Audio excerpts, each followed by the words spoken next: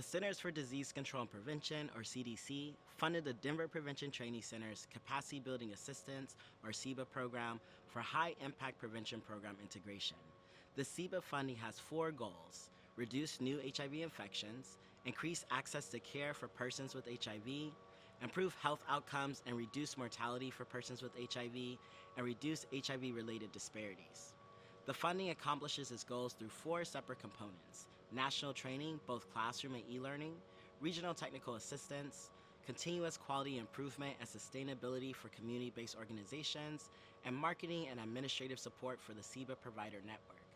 Finally, the CBA programs seek to address health disparities and social determinants of health and provide culturally competent and responsive HIV prevention services. The CBA project is funded to provide training and technical assistance to health departments and their clinical partners in the western part of the United States. Welcome back, everyone. This is Zami Tinashe Hyemingway, pronouns Zami, he, and him. I'm the CBA manager with Denver Prevention Training Center and one of your hosts today. And I'm your other host, Ms. Jai Smith. I use she, her, and he, him pronouns. I am the CEO of Toadhenge Consulting and an identity consultant with Denver Prevention Training Center. We are so happy to have you all with us today. And for folks who missed episodes 1 and 2, Ms. Jai, why don't you do a quick review for us? Absolutely, love to. So the first episode, we talked about social determinants of health, what they are, how social determinants of health impact our health as trans and non-binary people. And in the last episode, we talked about how trans and non-binary people experience employment discrimination, how that discrimination leads to barriers to healthful living, and how that ultimately impacts negatively our health outcomes as individuals and a community. Awesome. Thank you so much. So if you all missed episodes 1 and 2, head over to Denver PTC's YouTube channel and click on Social Determinants of Health, episodes 1 and 2. For episode 3, we're going to focus on talent acquisition, retention, and health, and how it's going to impact and fight against employment discrimination for transgender and non-binary folks. And to kick it off, like we do every episode, we're going to start with a language foundation. So our first word is institutionalized. Institutionalized is to establish something, a practice, activity, etc., as a convention or norm in an organization or culture. The next definition is transphobia. Transphobia is the irrational fear, hatred, disbelief, or mistrust of people who are transgender, thought to be transgender, or whose gender expression doesn't conform to westernized traditional gender roles. Transphobia prevents transgender and gender non-binary people from living full lives free from harm. Institutionalized transphobia. So combining the definition of institutionalized and transphobia, what we get is the cultural norm of having an irrational fear, hatred, disbelief, or mistrust of transgender people. And our final definition today is talent acquisition. Talent acquisition deals with the strategies, tactics, and processes for identifying, recruiting, and retaining the human resources a company needs. So now that we have a language foundation, let's jump right into the topic today. So Ms. Jai, I would love to get your opinion on how you feel institutionalized transphobia impacts the well-being of transgender and non-binary employees. Yeah, thank you, Zami. There's a couple of things that come to mind for me. The first around institutionalized transphobia is that we've already talked a little bit about policies, procedures, and how these can make it harder for us to get and stay at a job. And so really at the core of this, when we have transphobia present in our organizations, transphobia that has been enacted through policy or through procedure, we end up pushing trans talent and non-binary talent out of our organization. So it becomes harder for us to recruit and retain trans and non-binary people because our organization is not built to serve or support trans and non-binary employees. Right. And one of the things that I'm thinking about is even before a trans and non-binary employee becomes an employee are some of the hiring practices, right? And so again, institutionalized transphobia is this norm, this cultural norm of fear of trans folks. And so when it even comes to recruitment, how we write our job description matters, the requirements that we put there matters. So again, going back to episode 1, when we talked about the 6 spheres of social determinants of health for trans and non-binary folks, Police interaction is one of those things, right? And so is education. And many of these entry-level positions or even higher up positions that we see in community-based organizations, health departments, and clinics all require a bachelor's degree or higher. They all require to be able to pass a background check, a fingerprint clearance check, even in situations where we're not working with vulnerable populations, and really these requirements around education as well as fingerprint clearance don't matter, right? And that creates this institutionalized transphobia within our organizations and really impacts our ability to even get into the door, let alone our well-being in general. Yeah, absolutely. I think a lot about upward mobility too. So if we are deemed the problem staff member, which often can happen for trans and non-binary people, we're hired into organizations that are not built to support us working in the environment. And so when we start to be rightfully frustrated by the working conditions, by working in an environment that's not built to support trans and non-binary staff, then we become labeled the challenging staff member. And so then we have challenges with upward mobility because we're not trusted to be then promoted to the next level, or we're not trusted to be able to be given more responsibility and equitable pay to match that responsibility. So we're still being used for our lived experience. We're still being used to directly interface with clients and with patients in the examples of public health and healthcare, but we're not being trusted to engage in organizational leadership or help steer the ship. Right, because in many ways, when I'm thinking about last episode where we talked about dress code policy, right? Mm-hmm. How many folks will use dress code policy as a way to really police trans and non-binary employees. And, when you are spoken to around violating a policy, that goes into your employee record, right?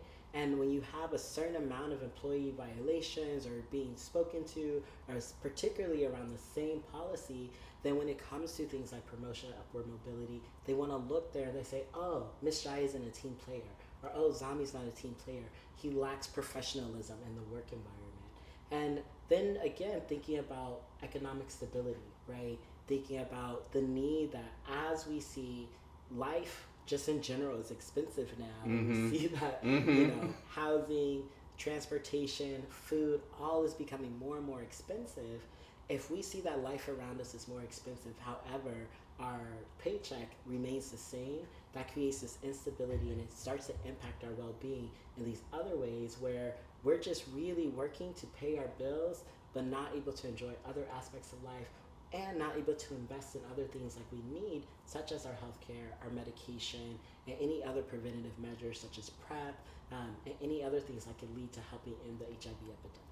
Yeah, absolutely. One thing too that I think about is with professionalism. We've already talked about how education is harder for trans and non-binary people to obtain, that financial insecurity can make it difficult to get higher education, that employment discrimination and employment insecurity, or only part-time work or gig work being available, really makes it difficult for us to grow professionally. And so if we are working in an organization that is actively trying to recruit trans and non-binary people, but does not have systems set up to support the trans staff that are then recruited, then there might be assumptions about what our abilities are. There might be assumptions about our understanding of professionalism. There might be assumptions about where we're at. And if we are not supported to learn those things, then we immediately become, oh, well, we took a chance on you as a trans person, and now you're not up to snuff. You're not professional enough. You don't have enough of the work ethic or whatever it might be foisted off as. And so we also have to create spaces and support for trans and non-binary people within the work environment that invest in things like professional development. And we also see that ends up being used to not hire more trans and non-binary people. Absolutely. So we've been talking a little bit about all of these aspects, but what are some strategies that employers can take to recruit and retain trans and non-binary talent? Awesome. Great question, Ms. Jai. So first, let's focus on recruitment. Before we even post the job description, we really need to look at what is written in that job description particularly around requirements. So really look at, does this person need to have a higher degree? Again, many entry-level positions are asking folks for bachelor's, master's degrees, etc. And we really don't need those things. You know, do we need to have a bachelor's to be able to do fingerprint testing? Do we need a bachelor's to be able to do outreach? Do we need a bachelor's to be able to do different administrative duties that are entry-level front desk duties, right? It's different when you are maybe a clinician, when you are a physician, when you are doing social work. These will require different levels of licensure, certifications, and degrees, and that makes sense to have those be requirements. But for some of these other positions, particularly entry-level positions, we really don't need to have a bachelor's degree to do those things, right? The other piece is, again, fingerprint clearance. So many jobs, particularly health departments or clinics, will have you do a fingerprint clearance to say that you can work in these areas. The fingerprint clearance is really for folks who are working with vulnerable populations. So we see that with youth, we see that with seniors, we see that with folks who might be living with different mental behavioral health diagnoses, folks who might be in an Alzheimer's or dementia home. That makes sense to need a fingerprint clearance card because these are populations that can be taken advantage of, right? But again, do you need a fingerprint clearance to be able to do phlebotomy? Do you need a fingerprint clearance to, again, do a fingerprint test where all it does is require you to pick someone's finger, put it on a piece of paper, and then stick it in the solution? We don't need a fingerprint clearance to do those things. And when we think about the social determinants of health for trans and non-binary folks, again, we have to look at the amount of police interaction and touches that our community has due to institutionalized transphobia, public policy, and accommodations. And so when we write these descriptions and we write these requirements and we put things such as educational requirements and we put things such as fingerprint clearance and different background checks, we from the beginning are already starting to eliminate a large population of trans and non-binary folks from even having a chance to apply for the position. So the first thing we want to really look at is looking at the requirements and looking at the job description. Once we have the job description, once we have the requirements for that description, we have to look at also what are trans and non-binary people looking for to find out if this is an organization or a company or a business that's actually going to be affirming. So something that you want to include in that is also your anti-discrimination policy and your equal employment policy.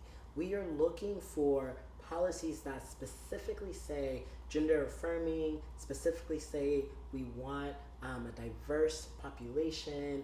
We'll specifically say we encourage trans and non-binary people to apply. We encourage people of color to apply. You know, be very specific in your anti-discrimination policy as well as in your equal opportunity and equal employment policies, because that tells us that you as an organization are committed to hiring trans and non-binary people, and you're not just saying we're looking for a diversity hire, right? You know, so then once it's posted, be strategic about where you are posting it. For example, don't just post it on Indeed, don't just post it on LinkedIn. Those are great resources. That is also where a lot of us are looking for jobs, but reach out to the community. Reach out to organizations that serve trans and non-binary folks and ask them to include it in their employee or job boards. Reach out to other organizations, leaders that, you know, centers for LGBTQ centers. Is there a local organization that's a trans-led organization? Promote it there. It really intentionally reach out to these different organizations and these different avenues where trans and non-binary people reside and will be looking for jobs. Check to see in your community if there is a trans employment group, working group, or trans employment program, and then intentionally go ahead and post it there. And then after you post it and you diversify the ways that you post it, when you are looking for trans and non-binary folks, or when you're looking for applicants, instead of saying, will this applicant fit in here, say, what cultural ad does this person have, right? Oftentimes when trans and non-binary people are being hired, you know, it's really tokenizing. You know, we're hiring trans and non-binary person to run the trans and non-binary program, and that's it. But there's so much more that we have to offer, so much more expertise. We're doctors, we're nurses, we are educators, we're public health professionals, we're social workers. Trans and non-binary people are everywhere. And so to just pigeonhole us into one type of position really takes away from the cultural add to your own organization. So when looking for trans and non-binary folks, instead of saying, will they fit into the team, say, how do they add to the culture of the team? How is this person going to stretch us to really grow, stretch our programs, and really make us the organization that we want to be, and really create a gold standard for our organization, whether we are a health department, a community-based organization, or a clinic. Yeah, a lot of what you just touched on are the things that I look for whenever I'm looking for a job as well. And one of the biggest things is the non-discrimination. Is gender identity and gender expression included in that? And then I also ask about healthcare, because for so many of us, gaps in our healthcare can be life-threatening. And so a lot of what I will ask is, do you have gender-affirming healthcare? What does that gender-affirming healthcare look like? Does it include all forms of gender-affirming care? Does it include all forms of hormone replacement therapy or not? Because not only for myself, but if I have a partner who's trans or non-binary, then I might also be covering their health needs as well. So I can't have gaps. I can't wait for 60 days while we get this caught up, because I can't let myself or my partner run out of medication. And this is not just for gender-affirming hormone replacement, but it could be for any amount of medication. It could be for my PrEP, it could be for PEP, it could be for my diabetes medication. So it could be all sorts of things that I'm trying to take care of. And I think one of the big things to get at with this is that it helps to recruit trans and non-binary people, but it ultimately positively impacts all of your employees. Absolutely. And really what you're talking about is retainment, right? Mm-hmm. So once we recruit and we acquire the trans and non-binary person in our organizations, these are pieces that help retain, right? Having a comprehensive health insurance package is so important, because again, social determinants of health.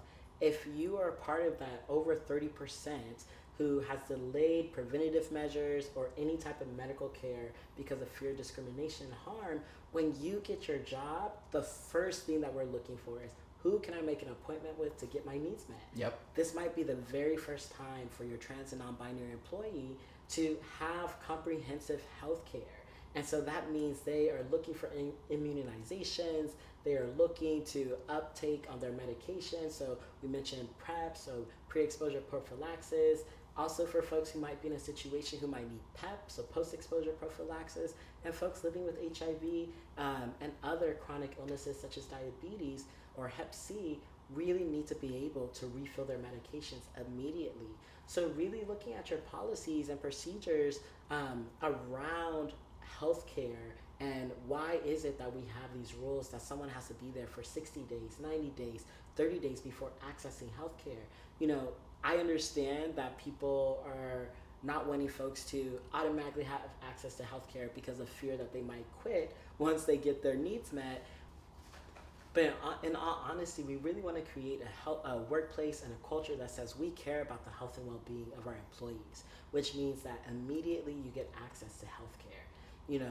And like you were saying, it really isn't just about having gender-affirming healthcare, right? And what I want folks to understand is that gender-affirming healthcare also means healthcare that is affirming to cisgender women, to cisgender men. It isn't just transgender and non-binary folks who do hormone replacement, right? People do hormone replacement for a number of reasons, including cisgender people. And so when we have comprehensive healthcare and allow our employees to access healthcare quickly, then that means our employees are able to begin their job with more ease. Mm-hmm. And that leads into retainment. Being able to know that my health is prioritized, that my organization wants me to take care of myself, and that they're giving me access to healthcare immediately, right? That's all about recruitment but retention, because we look for that. What does your health policy mean? And not just saying, oh, we cover hormone therapy. There's hundreds of hormones out there, right? What type of hormone therapy do you cover? Also, lots of folks will say, we have gender-affirming surgery. Does your gender-affirming surgery also include revisions if your employee needs that? And then, again, this might be the first time that your transgender non-binary employee has access to healthcare. And so also creating some healthcare literacy and some literacy around what your packet looks like, what your benefits packet looks like. You know, what does it look like for your trans and non-binary person or employee to access the mental and behavioral health services that come in their health benefits? How do they access their surgeries, etc.? And so having an employee navigator to really sit and talk to your trans and non-binary employee, because that also it creates retention. Because I'm not coming into my new work environment feeling completely overwhelmed, not knowing how to navigate things, and, you know, being filled with stress. You know, so having that person who will sit, go through all the benefits, all the information, again, creates that retention because it creates more ease. Yeah, absolutely. And with retention too, I think about how we were talking a little bit about policy, and I know we'll talk in more detail, but I also think about, do we have expectations for how we will engage with one another? Are there expectations for what it means to be safe in our workplace? Are there expectations on how we will be treated in our workplace as trans and non-binary people, as gender diverse people? Are there ways for us to, if we have a name change, shift our information so that it reflects our current name? Does it require a legal change in order for that to be shifted, or can it be shifted anyway? And knowing that there might still be documentation, like tax documentation, that will still be under our legal name. But how can we set up these systems to not just function in the way that they've always functioned, because that's the way they've always functioned? Yeah, that's absolutely a great point. I just think about when I started my first job almost 14 years ago in the field, and how, you know, that first time that I said publicly that I was trans and I was going by a different name was actually in a team meeting. And when I did my onboarding, everything was in my former legal name. And as soon as I said, oh, this is my preferred name and my pronoun, my supervisor came to me and said, would you like us to change everything? Everything's under this current name because we thought this was the name you wanted. But we can print your business cards in your preferred name. We could change your email address to your preferred name. You know, you let me know what would be supportive. That is great retention. Right? That's honoring who I am, that's honoring my name. And even though I didn't feel comfortable prior to being hired to share that information, once I was hired and I said, okay, well, in order for me to show up and for me to do my job, I have to be my authentic self. And so I came out and they said, awesome. Let's change everything so that you feel comfortable while you're working here, so you get to focus on your work and not everything else. Absolutely. One thing you just said really sparked something for me, which is that the not feeling comfortable until you were in the work, until you gotten a chance to sort of feel folks out and then come out. And every work environment that I've worked in the field, trans and non-binary people have already been present, and most of the times have just not been out. So if you're thinking to yourself, what does it look like to recruit trans and non-binary people into my organization, and you're working for a large-scale organization, you already have trans and non-binary people working in your organization. So now we have to focus on how can you retain that talent, because you want that talent to stick around. Yeah, and ask the question of, if I'm running a large organization, I don't know of any trans and non-binary folks, but there's a good likelihood that they're here, what do I need to shift as an organization to make it a safe place for them to come out? So Zami, we've already been talking a little bit about this, but I want to backtrack a little and go deeper into our hiring. So what are some shifts in policy, procedure, and hiring practices that can be made in order to recruit trans and non-binary talent? Right, great question. So, you know, as much of what I already covered, but one of the things that we really didn't cover was compensation, right? So again, when we are looking at compensation, most organizations and businesses, they will base compensation off of 2 to 3 things. The first is education. The second is how long you've been in the field. And the third might be your lived experience. But for trans and non-binary folks, we may not have the education due to lack of access to higher education and the finances for higher education. So again, thinking about economic stability and employment, but also because we may not have the employment history due to touches with police interaction, due to institutionalized transphobia and employment discrimination, and folks just not hiring us simply because we're trans and non-binary. So one of the things that we really need to look at is when we're hiring, looking at different ways to create compensation rules. foremost, right? It not just being based on your education, it not just being based on how many years you've been in the field, but also, are we holding lived experience just as high? Because for some folks, lived experience matters a little bit more than education. For example, I think about, when I worked with LGBTQ youth of color, yes, I had a bachelor's degree. Yes, I have a master's degree in social work, but what really allowed me to build a rapport and connect with the LGBTQ youth that I was working with was the fact that I lived a life as an LGBTQ youth of color. I was a trans youth of color. I am a trans person of color. And being able to work with the population that I also came from and work in the community that I'm also a part of, that outweighed any education that I ever received. So Ms. Jai, we've been talking a lot about recruitment for trans and non-binary folks and how addressing institutionalized transphobia helps recruit our community members. So now I'd like to talk a little bit about how does addressing institutionalized transphobia help retain transgender and non-binary people? Yeah, that's a great question, because once we get folks through the door, we got to keep those folks, right? So one of the things that comes to mind for me is that if we're addressing institutionalized transphobia, if we're addressing these policies and procedures that don't allow for trans folks to advance in our organizations, then we are automatically creating pathways for promotion, pathways for folks to get into higher levels of organizational leadership. So we're going to automatically start retaining quality employees and quality talent, because folks are going to be encouraged to stay in the organization and there's going to be clear direction for advancement, as opposed to when there isn't direction for advancement or opportunities for advancement and we end up being pushed out to other organizations because we aren't seen in the leadership. Right, and it also helps me think about mentorship, right? Part of professional development, part of retention, yes, we want to acquire this talent, do really great talent acquisition, but then when folks come up, there needs to be upward mobility, but also mentorship for that upward mobility. We know, again, when we look at the statistics of social determinants of health, trans and non-binary folks are 2 times likely to be unemployed than cisgender folks. So if we are twice the amount of time or twice as likely to be unemployed, then when we get in the door, we may not know how to actually apply for higher positions or who to go to for professional development.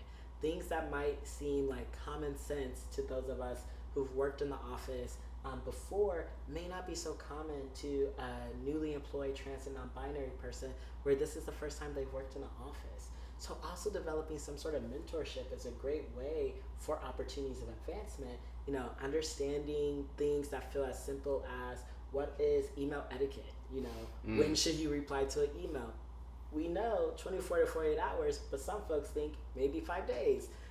So maybe we have those conversations so that we are setting up our trans and non-binary employees for success and really investing in them, right? Mm-hmm. If it's your first time working in the office, working in a clinic, a health department, and you've never done this before, you may not feel confident enough to apply for that coordinator position, that manager position, that director position.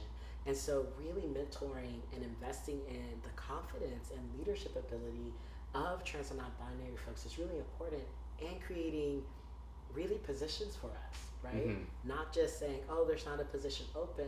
Well, is there a need in our community? Do we have dollars to create a program?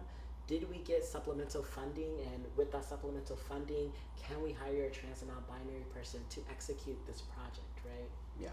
I also think about reputation. So we talk to each other. The trans and non-binary community talks because historically we've had to talk in order to figure out who we can go to and where we can go and what environments we can be in that are safe and which environments are not safe. Yeah. And so the more that you are actively working as an organization to address institutionalized transphobia, to address the policies and procedures that are transphobic inherently or that are just outwardly not gender affirming, the more our community will talk to one another and say, oh, this is the place to work. This is the place that is actually going to support you. And so, and similarly, if we're not addressing institutionalized transphobia, our community will talk to one another and say, this is not the place to work. We do not want to be here. And so if we're having challenges getting past the recruitment phase to the retention phase, It might be that we haven't done enough to actually address those pieces, and the community knows that on the surface we're doing a lot to undo institutionalized transphobia, but we haven't done it enough to actually make a safe work environment. Absolutely. And, that's a great point, because one of the things I think about is protective or corrective action, right? And so we know that corrective action is often used to push people out of organizations, unfortunately, right? When corrective action is actually supposed to be a tool to retain your employee. And so when we think about institutionalized transphobia and what might be pushing out these talented, amazing trans and non-binary folks, we have to look at some of our policies and procedures in how our employees work together, right? Really be able to look at the intercultural dynamics that we have, interpersonal dynamics that we have, and how really some folks' transphobia creates hostile work environments for trans and non-binary folks. For example, it's really easy to say this trans and non-binary person is being aggressive, right? Those are things that I've heard in work environments about some of my trans and non-binary colleagues, things that I've heard about myself in these work environments, saying that I'm aggressive, when it might just be miscommunication, right? It might just be someone's feeling uncomfortable because of my presence. I am a muscular Black trans man who is very tatted, if you can't tell. And I also am a very direct communicator. And so for some folks, those things might be difficult for them. But instead of coming to me and saying, hey, what did you mean when you said that? Maybe it was a misunderstanding, and then we work it out and we can be professional colleagues with mutual respect. Oftentimes, folks will go to HR, go to their supervisor, and complain about the trans and non-binary employee instead of talking to them directly and trying to resolve an issue. And so one of the things when I'm thinking about retention and essentially deconstructing institutionalized transphobia, one of the things I want us to really look at is what is our policy around conflict? Before your employee can go to the supervisor or go to HR to make a complaint, do you have a rule, a workplace policy, a workplace agreement that says you must go directly to your colleague and try to have a conversation to mediate and resolve it prior to it being escalated? And then after that, if it's not resolved between the two of you, then you bring in your supervisor so your supervisor can mediate a resolution prior to anyone being written up, prior to anyone making any type of formal complaints. How do we talk as human beings and have conversations, and also in those conversations ask some of those hard questions? For example, if someone says, I feel uncomfortable around Miss Jai, instead of just saying, okay, what is Miss Jai doing to make you feel uncomfortable, maybe it's, tell me a little bit more about what types of discomfort you're experiencing. Well, I feel like she's breaking dress code policy. Okay, tell me a little bit more about that. Oh, well, men are supposed to wear button-up shirts and slacks. Well, Miss Jai identifies as non-binary. And so Miss Jai is dressing for her gender identity. A lot of times, instead of people being leaned into and gently challenged to look at what's creating that discomfort, we often just say, okay, let's fix the person who's making you uncomfortable, as opposed to really examining what is it about this person that might be creating this discomfort, and is this a growing edge for you, as opposed to a punitive response for the trans and non-binary employee. So Zami, what are some interventions and resources that can assist organizations in supporting trans and non-binary professionals? Great question, Ms. Jai. So some resources for organizations to assist transgender and non-binary employees. First, consider posting and hiring from second chance hiring boards such as Second Chance Business Coalition, Indeed, and 70 Million Jobs, which is a resource for persons with criminal backgrounds and felon-friendly jobs near you. We also want to look at HR toolkits for diversity, inclusion, and equity. For example, Strategic Human Resource Management's Introduction to the Human Resources Discipline of Diversity, Equity, and Inclusion, UC Berkeley's Recruiting a More Diverse Workforce, and also looking at different resources such as Human Rights Campaigns Foundation and Trans Can Work webcast series. In addition, we want to look at National Center for Transgender Equality's Resources for Employment and an article from Harvard Business Review creating a trans-inclusive workplace. So we have covered a lot today. If you enjoyed today's conversation, if this was helpful for you, please like, subscribe, share this message with a colleague, share this video with a colleague, and join us for our next episode where we will discuss professional development and how to invest in trans and non-binary employees to benefit our organization and the health and well-being of our employees.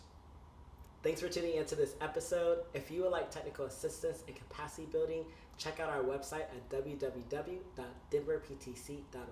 See you next time.